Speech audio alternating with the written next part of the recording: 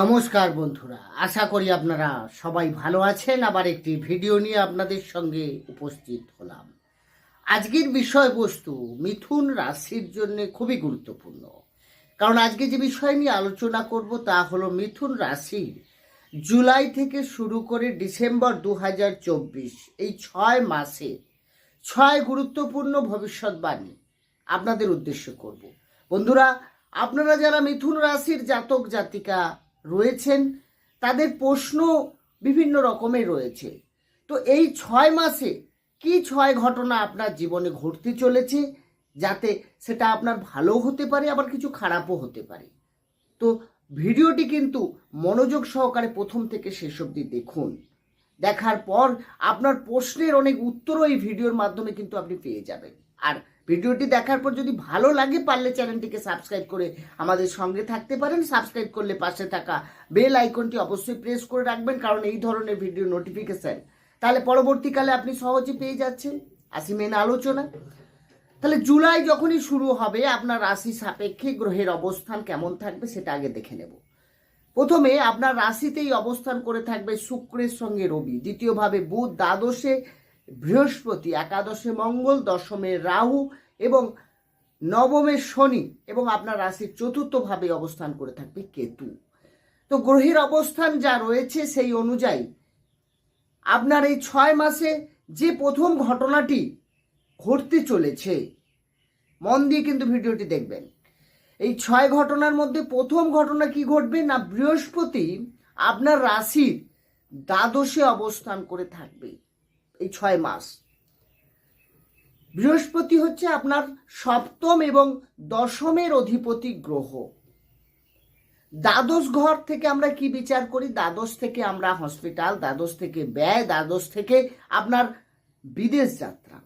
হ্যাঁ বন্ধুরা, যারা কেরিয়ার নিয়ে বাইরে যেতে চাইছেন বা বাইরে কোনো কর্মরত অবস্থা এখন রয়েছে, তাদের জন্য কিন্তু বৃহস্পতি দারুণ ফল দিতে চলেছে। অর্থাৎ কেরিয়ারের ডেভেলপ তৈরি করবে আপনার বৃহস্পতি। এর সঙ্গে সঙ্গে আপনার ব্যয় কিছুটা বাড়িয়ে দেবে এবং আপনারই কিছু হেলথ ওরিয়েন্টেড কোনো সমস্যায় আপনি ভুগতে পারেন। হতে পারে সেটা স্টমাক রিলেটেড, লিভার ফাংশন থেকে কিছু সমস্যা, হজমের সমস্যা। এগুলো কিন্তু আপনাকে একটু সাবধানতা অবলম্বন করতে হবে এই 6 মাসের মধ্যে। বৃহস্পতি আপনার 7th হাউসের অধিপতি গ্রহ, তার মানে আপনার যে লাইফ পার্টনার রয়েছে তার সঙ্গে বাইরে যাওয়ার একটা সম্ভাবনা তৈরি হচ্ছে এবং আপনাদের কিন্তু লাইফ পার্টনারের হেলথের কিছু সমস্যা কিন্তু দেখা যেতে পারে এই সময়। এবং যারা চাকরি নিয়ে বাইরে, শুধু বিদেশের চাকরি নয়, ওভারঅল যদি দেখা যায় মিথুন রাশির কেরিয়ার যদি বলা যায়, সেক্ষেত্রে কিছুটা কিন্তু সাবধানতা অবলম্বন করতে হবে। এখানে কেরিয়ারে কিছু বাধা বিপত্তি রয়েছে এবং অনেকে যারা টেনশানে রয়েছে, কাজে যদি না ঠিকঠাক আপনার অগ্রগতি হয়, কর্ম চলে যাওয়া বা কর্ম ছেড়ে দেওয়া, এটাও কিন্তু আপনার রয়েছে এই সময়। আপনাকে অবশ্যই একটু নজর রাখতে হবে। এরপরে দ্বিতীয় যে ঘটনাটি আপনার জীবনে ঘটতে চলেছে সেটা হচ্ছে বৃহস্পতির দৃষ্টি, পঞ্চম দৃষ্টি পড়বে আপনার চতুর্থ ভাবের উপরে। চতুর্থ ভাব থেকে আমরা গৃহ, চতুর্থ থেকে আমরা মন, মানসিকতা, সুখ সুবিধা, এগুলো বিচার করে থাকি। তার মানে এখানে যখন বৃহস্পতির দৃষ্টি থাকবে, তো অলরেডি কিন্তু চতুর্থভাবে কেতু অবস্থান করে থাকবে এই 6 মাস।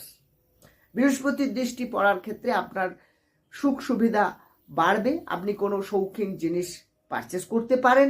এছাড়া কোনো বাহন কেনার ক্ষেত্রে ওই সময়টা আপনার জন্য উপযুক্ত। গৃহ রিলেটেড কোনো আপনি সমস্যার সমাধান করতে পারেন এবং আপনি কোনো বাড়ি বা কোনো ফ্ল্যাট কেনার ক্ষেত্রে যদি আপনার সম্ভব হয়, এই সময়টা আপনার জন্য পারফেক্ট রয়েছে। এই 6 মাসের মধ্যে কিন্তু ভালো রয়েছে। কিন্তু কেতু চতুর্থভাবে অবস্থান করে থাকায় আপনার মধ্যে কিন্তু কিছু কনফিউশন, কিছু ডাউটনেস এবং আপনার মধ্যে আনস্যাটিসফ্যাকশন। হ্যাঁ, যা কিছুই হোক না কেন আপনি কিন্তু পুরোপুরি খুশি নয়, মনে হবে আরেকটু হলে ভালো হতো বা এটা এই ধরনের হলে আরও বেটার হতো। এই ধরনের একটা মানসিক পরিস্থিতি আপনার তৈরি হতে পারে।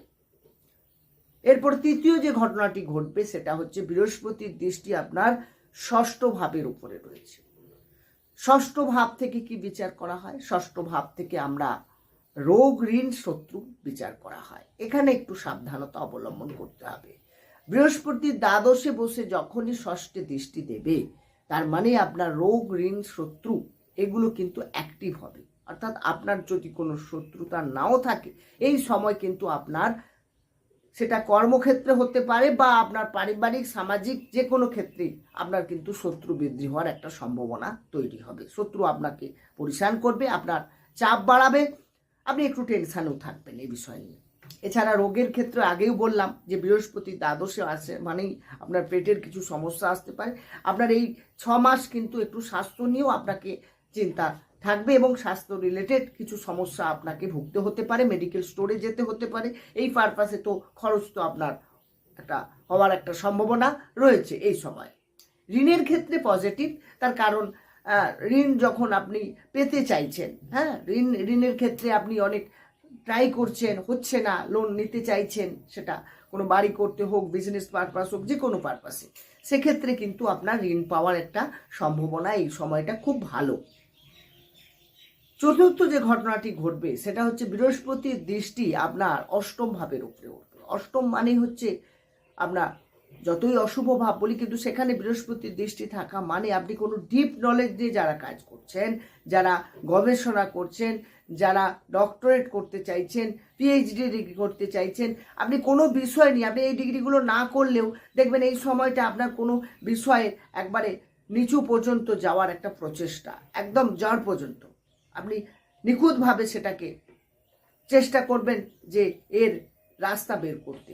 মানে আপনাকে কিছু বললো, কেন বললো বা কিভাবে, কি জন্যে বললো, আপনি তার ডিপতে গিয়ে জানতে চেষ্টা করা, এটা কিন্তু আপনার এই সময় দেখা যাবে। বৃহস্পতির দৃষ্টির ফলে তো বললাম। এরপরে পঞ্চম যে ঘটনাটি ঘটবে, পঞ্চম ঘটনা, সেটা হচ্ছে কি না, শনি আপনার নবম ভাবে অবস্থান করে থাকছে। নবম মানে হচ্ছে ভাগ্য, এবং শনি নবমের অধিপতি গ্রহ, তাহলে ভাগ্যপতি ভাগ্যে থাকছে। এর চেয়ে ভালো আর কিছু হয় না। ভাগ্যপতি ভাগ্যে থাকা মানে কি, ভাগ্যে উন্নতি হওয়া, আপনার অনেক দিনের আশা আকাঙ্ক্ষা পূর্ণ হওয়া। আপনি অনেক বাধা বিঘ্নর মধ্য দিয়ে যাচ্ছেন, ভাগ্য আপনার সাপোর্ট দিচ্ছে না, বারবার ফেলিওর হচ্ছেন, আপনারা সেখান থেকে বেরিয়ে আসতে পারেন। এছাড়া কোনো শুভ কাজ, মাঙ্গলিক কাজ আপনি এই সময় করলে আপনার ভালো হবে। ইনভেস্ট যথেষ্ট ভালো, কারণ আমি দেখেছি বুধ প্রথম অবস্থায় তো আপনার সেকেন্ড হাউসে থাকা মানে অর্থের জায়গায় বুধ রয়েছে, এক্ষেত্রে আপনাকে অনেকটাই পজিটিভ ফল দেবে। অর্থাৎ আপনি শেয়ার মার্কেট, স্টক মার্কেটের ক্ষেত্রে ইনভেস্ট আপনার জন্য খুবই ভালো সময়, এই সময়টা আপনি করতে পারেন। আর আপনার যদি কোনো মিটিং অ্যাটেন্ড করতে চান, কোনো শুভ কাজ আরম্ভ করতে চান, বাড়ি এসব নির্মাণ করতে চান, যে কোনো শুভ কাজ আপনি এই সময় করুন, আপনার জন্য পারফেক্ট।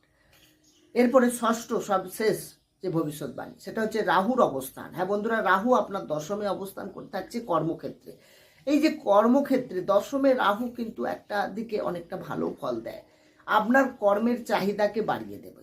যা কিছু পান না কেন, টার্গেট আপনার অ্যাচিভ করার জন্য যতটা পারবে আরও চাইবেন করতে, আরও চাইবেন, বাড়িয়ে দেওয়া, অর্থাৎ কর্মের স্পৃহাকে বাড়িয়ে দেওয়া। আপনি খুশি হবেন না, যতই করবেন ততই আপনার চাইবেন।